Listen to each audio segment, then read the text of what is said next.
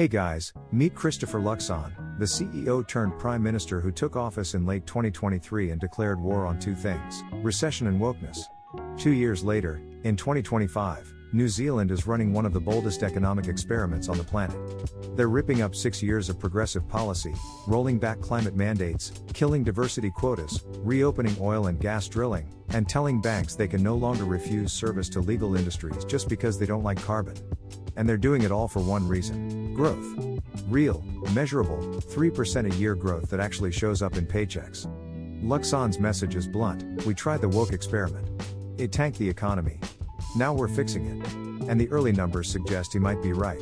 Let's break down exactly what New Zealand is doing, and why Wall Street, Main Street, and every red state governor should be watching very closely.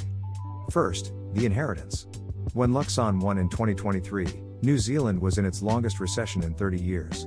2 consecutive quarters of negative growth, per capita GDP shrinking faster than any OECD country except Estonia, farm incomes collapsing under new methane taxes and water regulations, construction basically frozen by red tape, and a brain drain that saw more Kiwis move to Australia in 2023 than any year since the 1970s. The previous Labour government had spent 6 years layering on what critics called luxury beliefs: co-governance with Maori tribes, a world-leading zero-carbon push, mandatory climate reporting for every public company, and a public sector stuffed with DEI targets.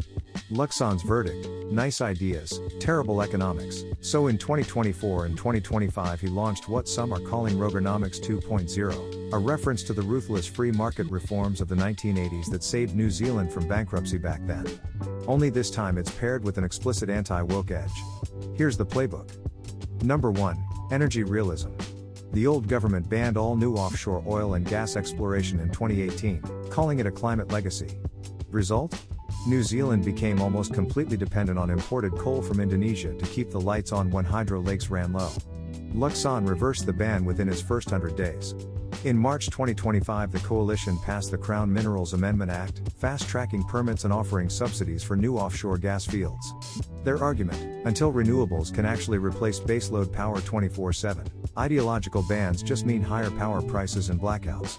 Natural gas production is already up 18% year-on-year, and the government projects it will add $500 million to GDP by 2028. Number 2. Mining liberation.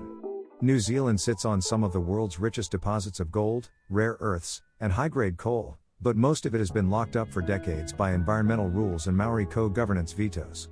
The coalition just passed the fast-track approvals bill, basically a one-stop shop that lets the government overrule local councils and tribal objections for nationally significant projects. Target: double mineral exports from 2 billion Kiwi dollars today to 6 billion by 2035. That's real jobs in rural towns that have been bleeding population for a decade. Number 3. Killing the climate bureaucracy. In October 2025, New Zealand became the first developed country to scrap mandatory climate-related financial disclosures for public companies.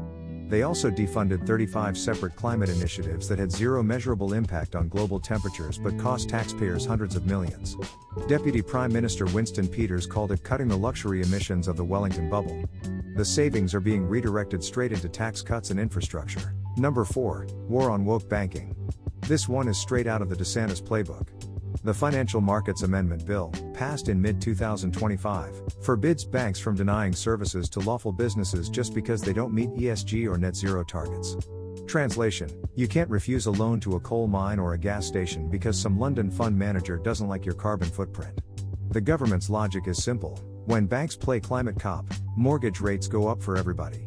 Early data shows New Zealand's 5 big Australian-owned banks have already eased lending to agriculture and small energy companies.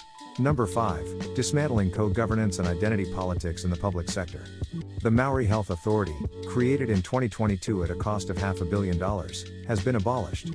The government is removing treaty principles from dozens of laws and scrapping diversity quotas in public service hiring. Education curricula that put the Treaty of Waitangi above literacy and numeracy are being rewritten. Luxon's line: we are one people, one standard, one set of rules. Number 6. Immigration that actually helps growth. Instead of open borders for low-skill migrants, the coalition raised the income threshold for work visas and created a new high-value investor visa that lets foreigners buy or build houses if they bring serious capital. It's the exact opposite of the foreign buyer ban the previous government had in place. Now let's talk results. Treasury's latest forecast shows GDP growth picking up from negative 0.2% in 2023 to 1.4% this year and potentially 2.8% in 2026 if commodity prices hold.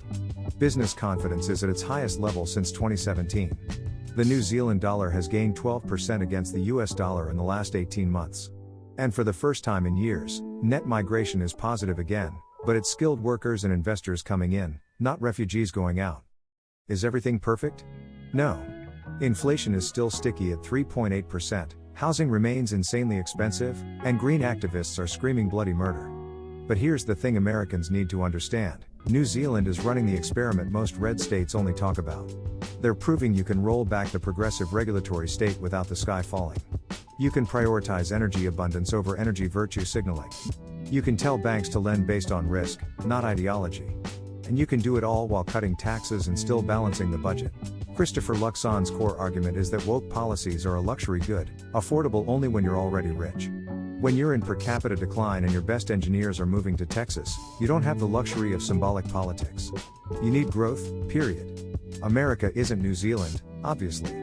We're 20 times bigger, with different demographics and a different constitution. But the parallels are eerie.